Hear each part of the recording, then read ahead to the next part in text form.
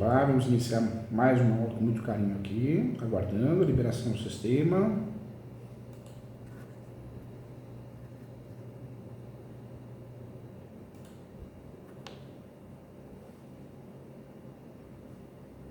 Aguardando. Ok. Tá lindo, né? Bora.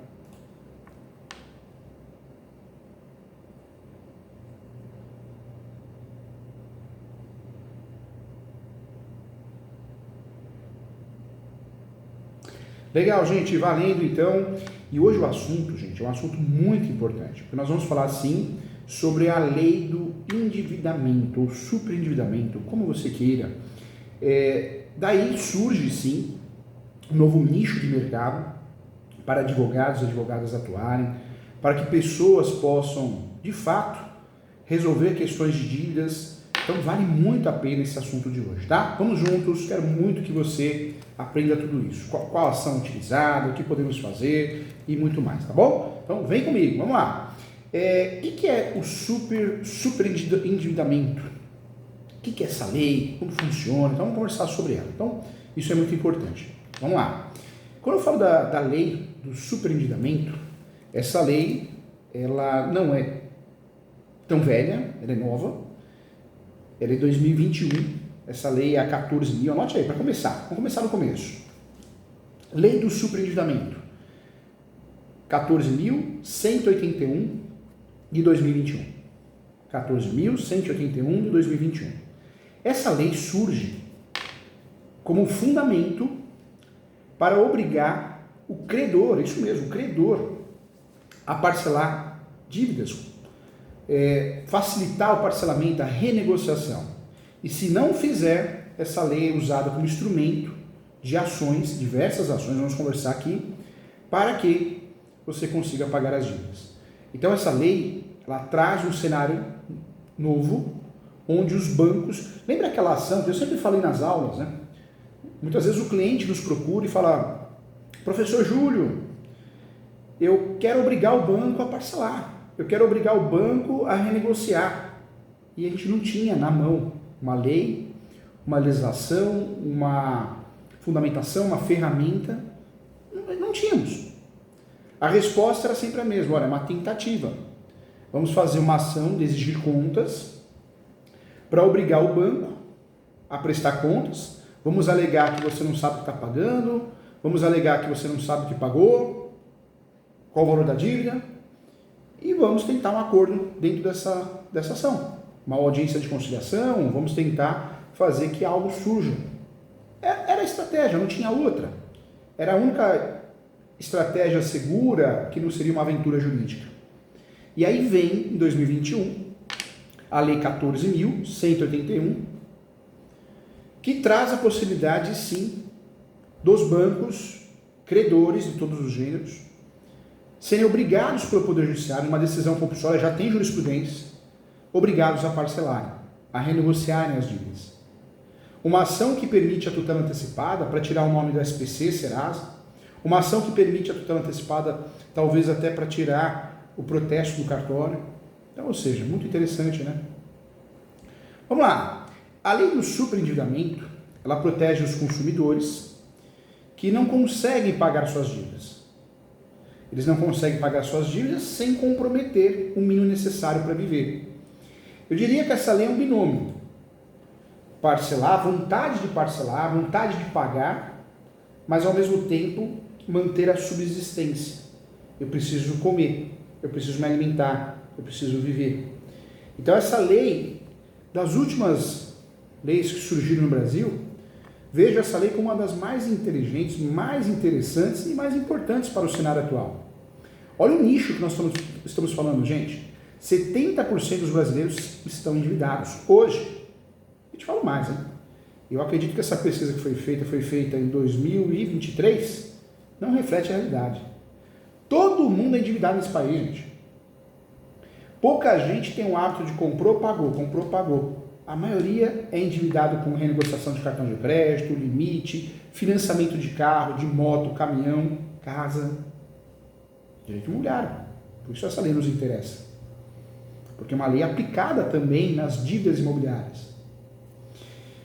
Quando eu falo dessa lei, o grande objetivo dessa lei é promover a educação financeira, incentivar o crédito responsável, permitir a renegociação de dívidas e criar também mecanismos, ferramentas, instrumentos para evitar a exclusão social, porque o endividado ele é excluído socialmente. Ele não consegue crédito, não consegue comprar nas Casas Bahia, não consegue financiar um carro, uma moto, ou seja, ele está num buraco ali que não consegue. Imagina a pessoa que precisa comprar um carro, alugar um carro, não consegue. Para fazer Uber, para fazer alguma coisa, entregas no Mercado Livre, não consegue. Então, o objetivo dessa lei é proteger os consumidores vulneráveis, mas também idosos, analfabetos, doentes. Essa lei também cria um impacto importante no Estatuto do Idoso e no Código de Defesa do Consumidor. Ela trouxe alterações, de fato. Dentro dessas principais características dessas alterações, eu diria que permite a negociação em bloco de dívidas. Isso se parece muito com a falência, né?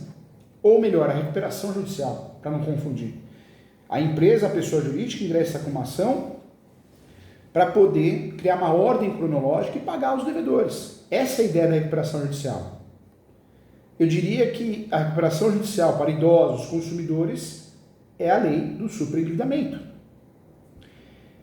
Essa lei, tão questionada, tão polêmica, poucos advogados sabem atuar nessa área, não sabem nem que existem as ações, e muito menos a tese. Vamos conversar aqui, porque é o nicho do mercado. Essa lei ela garante que a negociação preserve, sim, um valor necessário para a sobrevivência, então o binômio que eu falei. Ela cria audiências de negociação entre credor e devedor, audiências de conciliação. Então você tem a possibilidade, numa ação dessa, ou num procedimento extrajudicial, pedir uma audiência. E ela cria instrumentos também para combater abusos na oferta de crédito a idosos e vulneráveis, que acontece muito, né? Você está em casa, chega um cartão de crédito, você está em casa, chega uma compra, ó, essa compra é sua, só que você tem que pagar, senão você tem que devolver no correio, mas não é o correio perto da tua casa, é o correio lá no fim do mundo, dificultando a devolução. E a gente sabe que é assim, né, gente? Professor Júlio, como que eu sei que o meu cliente pode utilizar essa lei? Quando ela está numa situação de superendividamento. A dívida, o valor total das dívidas, pela sua renda, a renda do seu cliente, a renda líquida, você vai multiplicar vezes 100. Também, se mais de 30% da renda está destinado a pagar dívidas, quantos brasileiros estão nessa situação, hein? Você pode estar nessa situação de alerta, pode utilizar essa lei também. Tá? Então, importante, hein? Olha como esse tema é importante. Professor, como que eu vou fazer esse cálculo? Na verdade, não precisa de uma perícia, nada disso.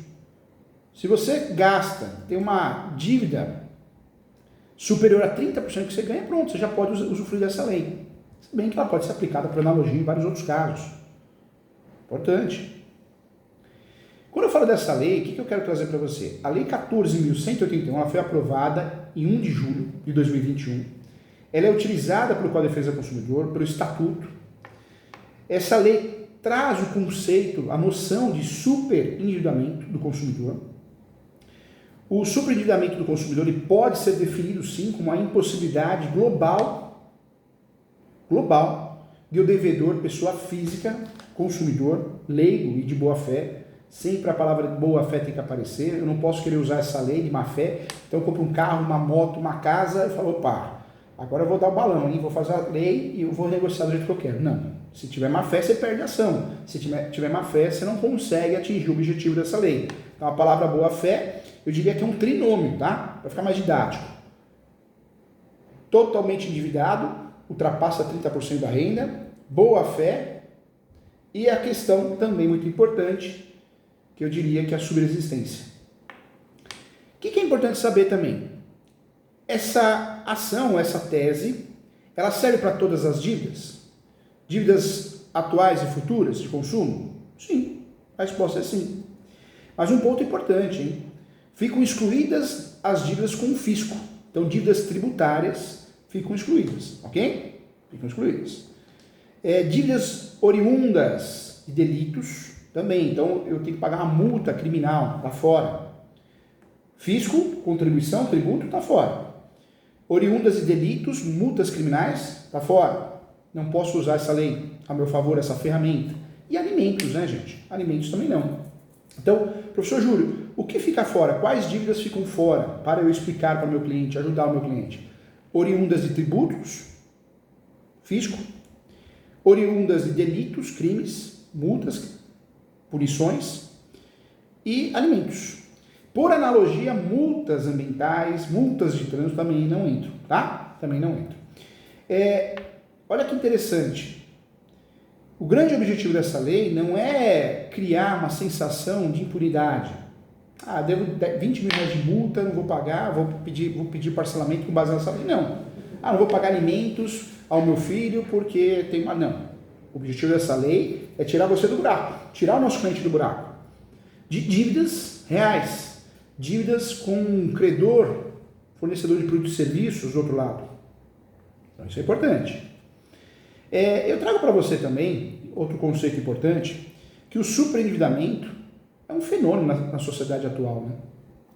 Pesquisas revelam desde 2005 que o brasileiro é cada vez mais endividado, ainda mais tudo cada vez mais caro. Por isso surge um novo mercado. Dizem até na advocacia do superendividamento, um novo ramo. O que você é? Sou advogado especialista em superendividamento. Surge mesmo. Surge porque tem mercado para isso. Tem mercado para isso. O superendividamento do consumidor é considerado um problema social, gente. Problema social. Realmente, a crise da Covid-19 aumentou ainda mais. Você sabe disso, quantas pessoas quebraram, perderam seus comércios, né? Pessoas ficaram desempregadas e sofremos as consequências até hoje, né, gente? É uma realidade. Então, essa lei ela surge para dar uma equilibrada nesse cenário, sem enxergar uma luz no fim do túnel.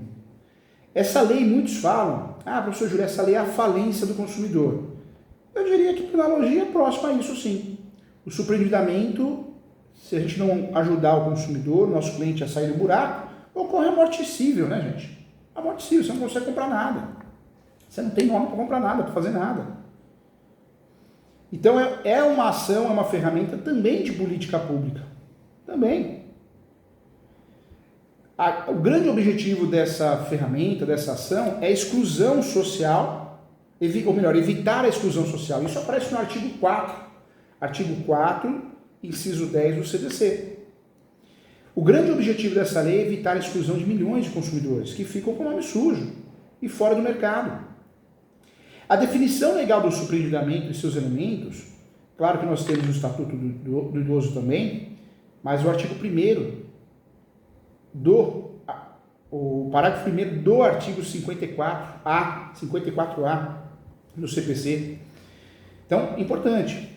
Essa lei ela traz conceitos importantes, elementos importantes de definição, subjetivos, materiais, finalísticos. Os subjetivos, eu diria que o ratione persona, ou seja, trata-se de noção que beneficia de fato consumidores superendividados, pessoas naturais, sejam profissionais ou não, né? Lembrando que consumidor pode ser pessoa física ou jurídica, e devem ser consumidores stricto sensu, né? Destinatários finais. Para ser consumidor, eu tenho que ser destinatário final ou equiparados, né? É um ponto importante. As mudanças na parte geral, trazidas pela lei 14.181, trazem o quê? Uma mudança em relação ao tratamento com o endividado. Ele não pode ser excluído, ele não pode não ter a oportunidade de pagar. É uma diferença no tratamento. Então a lei cria, né? Tem esse foco na pessoa natural. Não tínhamos isso na pessoa jurídica, com a recuperação judicial e falência. Então, por isso essa lei é importante. Quero lembrar a você que nós já temos algo parecido na França, né? Muito utilizado, inclusive. Finalmente surge uma lei nesse sentido. Essa lei, na minha opinião, foi uma das melhores que apareceram. Existem boas leis, o que não tem no Brasil é aplicabilidade, né, gente? É fato, né? Não tem aplicabilidade. Então, ponto importante. Algumas dúvidas que surgem, você precisa saber responder quem te pergunta, né? Isso é importante. Professor Júlio, o que é a lei do superendividamento? A lei do superendividamento foi criada para forçar as empresas, os fornecedores de produtos e serviços, não estou falando só de banco não, a renegociarem a sua dívida. Se não fizerem, essa lei traz a possibilidade de você usar um mecanismo dentro de uma ação que nós já vamos conversar, tá bom? Outra pergunta que foi feita aqui, professor Júlio, como funciona a lei do superendividamento? Na verdade, pode usar a pessoa física, a pessoa natural, que é o correto, endividada, que compromete a sua renda mais de 30%, que tem a boa fé, que não saiu comprando as coisas para depois aplicar essa lei. E essa vai ser a linha de defesa dos bancos, já é, né? Já é. Então, posso usar. Então, quem pode ser considerado superendividado? A lei define superendividado como uma pessoa que não consegue pagar suas dívidas. Lembrando que as dívidas são vencidas, já venceram, estou endividado, e vencendas, as que vão vencer. E o grande objetivo é manter o mínimo para sobreviver. Esse é o objetivo da lei. Quais dívidas, então, entram no superendividamento? Isso você tem que explicar para o seu cliente, hein? Atenção! As dívidas que entram no superendividamento, atenção, contas de luz, água, internet, telefone, boletos e carnês de consumo de todos os gêneros, crediários, falou empréstimo, crediários de qualquer natureza, dívidas do cartão de crédito, muita gente se afoga, mesmo com a lei que obrigou os bancos a parcelarem, né? Mesmo assim, empréstimos com bancos e financeiras, ou seja, todos os empréstimos, comprou uma moto, não consegue pagar, um caminhão, não consegue pagar, um carro, uma casa, um apartamento, um terreno, direto com a construtora, inclusive, parcelamentos, né, de todos os gêneros. Então, entra aqui como fundamento, hein? Como usar essa lei? O primeiro passo é fazer, né, uma entrevista completa, o advogado treinado faz uma entrevista para entender se, de fato, as dívidas comprometem o cliente, a pessoa, mais de 30%. Notório. Feito isso, a ideia é entrar em contato, provar isso por e-mail, WhatsApp, reclamações numa ouvidoria, num saque, que tentou renegociar e teve um não. O banco, o credor até fez uma proposta, mas fora totalmente da sua realidade, da realidade do seu cliente. E aí sim, surge o direito de fazer uma ação. Eu posso usar essa ação também para soluções importantes, como cláusulas contratuais abusivas. Eu posso usar essa ação para pedir até nulidade, né? E cláusulas, irregularidades em termos de adesão, contratos feitos com má fé, juros e taxas abusivas. Olha que legal. Como fazer um cálculo do superendividamento? Então, sempre data da negociação, prazo do pagamento. Quer ver? Você vai entender. O advogado do direito empresarial, o que ele faz na recuperação judicial? Isso não é só propulação. Ele tem que fazer um plano de recuperação judicial. Juiz, eu estou devendo, a empresa está devendo 10 milhões, olha, tem um plano, eu consigo pagar 10 mil por mês. Começo a pagar A, depois B, depois C, depois vai indo. Essa ação também é uma ação que, em regra, eu posso e devo apresentar um plano. A quem eu vou pagar e como eu vou pagar. Por isso essa ação é uma recuperação judicial da pessoa natural. Isso é importante falar. E aí eu tenho que apresentar esse plano, a data da renegociação, o prazo de pagamento em meses, a quantidade de meses, lembrando que hoje, atualmente, se fala em 60 meses, limitação das parcelas mensais, valor máximo do pagamento mensal, taxa de juros mensal, carência em dias. Esse é o objetivo. Essa é a forma que eu vou conduzir. Uma palavra que eu também quero te explicar, existe o mínimo existencial, muito falado, mínimo existencial. Preste atenção nessa aula aqui. Professor Júlio, o que é esse mínimo existencial? Então anota aí. O mínimo existencial, ele tem o seu conceito trazido pela lei do endividamento, superendividamento, que diz respeito ao mínimo que uma pessoa precisa para viver com dignidade, respeito, cobrindo as despesas básicas, como alimentação, moradia, saúde, educação e transporte. É o básico, né, gente? Para a gente viver com dignidade. Então, a lei, ela traz o mínimo existencial, é o termo, a nomenclatura que a lei utiliza, ela traz o conceito, e é o que eu vou aplicar nas ações. A lei do superendividamento, ela traz pontos importantes: educação financeira, prática de crédito responsável, repactuação de dívidas, que inclusive é o nome da ação de repactuação de dívidas, proibição de práticas abusivas, processo de conciliação, ela traz. Então anote aí, vamos lá. O que é essa tal educação financeira? Importante.